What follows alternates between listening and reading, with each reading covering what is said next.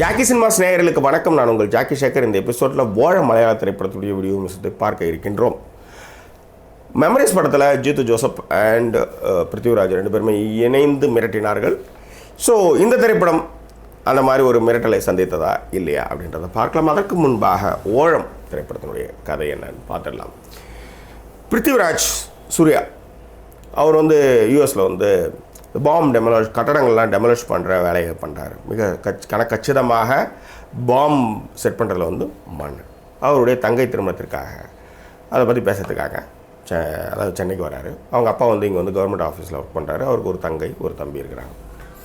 But அநியாயமாக அவர்கள் கண்ணெதிரில் கொலை செய்யப்படுகின்றார்கள்.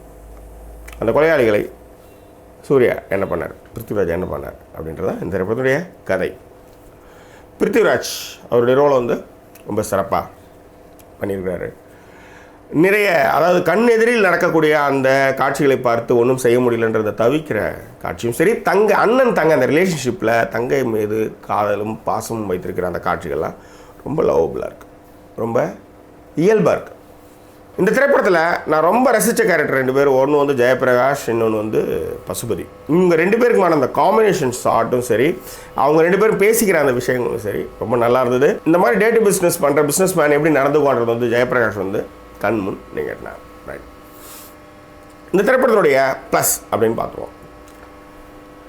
ஒரு சம்பவத்தினுடைய தொடர்ச்சியாக டெம்ட் ஏற்றுற மாதிரியான விஷயங்கள் அவன் எப்படி கண்டுபிடிக்க போகிறான், அதற்கு லாஜிக்கலாக நிறைய விஷயங்களை யோசிச்சிருக்காங்க. ஏன்னா ஒரு திருஷ்யம்ன்ற மிகப்பெரிய வெற்றியை கொடுத்த ஒரு டைரக்டர் அந்த படத்தில் லாஜிக் மிஸ்டேக்ஸ்லாம் நல்லா இருக்காதுன்றதுனால நிறைய யோசித்து லாஜிக் மிஸ்டேக்ஸை முடிந்தவரை இவங்க குறைச்சிருக்காங்க.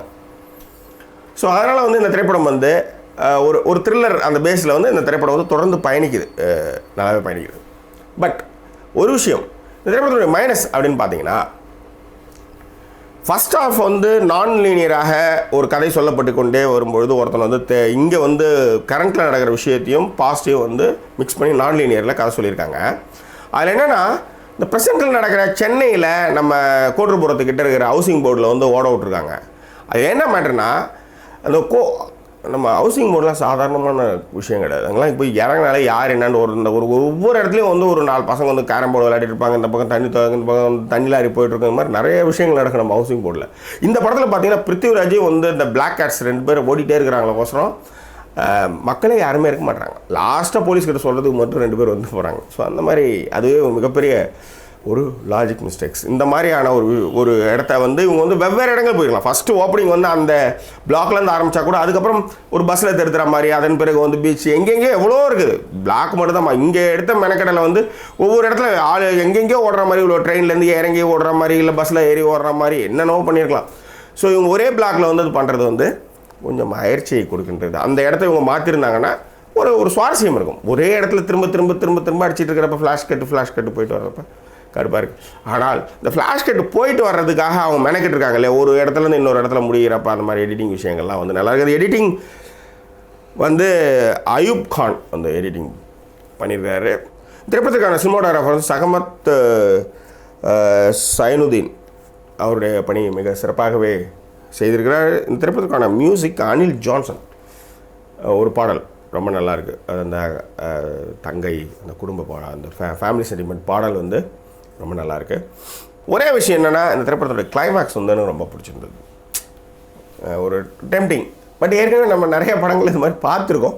பட் இருந்தாலும் ரசிக்க வைக்கிறதுனே சொல்ல முடியும். இந்த திரைப்படத்துக்கு ஜாக்கி சினிமாஸ் அளிக்கக்கூடிய மதிப்பெண் 5க்கு 3.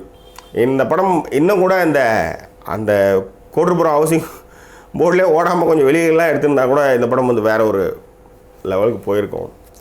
பட் எனிவே இந்த திரைப்படத்திற்கு ஜாக்கி சினிமாஸ் அளிக்கக்கூடிய மதிப்பெண் 5க்கு 3. இந்த திரைப்படம் கண்டிப்பாக ஒரு முறை பார்க்க வேண்டிய ஒரு திரைப்படம் என்பதில் மாற்று கருத்தில்லை. உலக திரைப்படத்திலிருந்து உள்ளூர் சினிமா வரை நிறைய திரைப்படங்களை இந்த தளத்தில் அறிமுகப்படுத்துகிறோம். நீங்கள் செய்ய வேண்டியதெல்லாம் இந்த தளத்தை சப்ஸ்கிரைப் பண்ணுங்கள், நண்பர்கிட்ட ஷேர் பண்ணுங்கள், லைக் பண்ணுங்கள், டிஸ்லைக் பண்ணுங்கள், வாட் எவர் இட் இஸ். வேறு என்ன, அடுத்த ஒரு வீடியோ பதிவு உங்களை நான் சந்திக்கிறேன். அதுவரை நன்றி கூற விடைபெறுவது உங்கள் ஜாக்கி சேகர். நன்றி, வணக்கம்.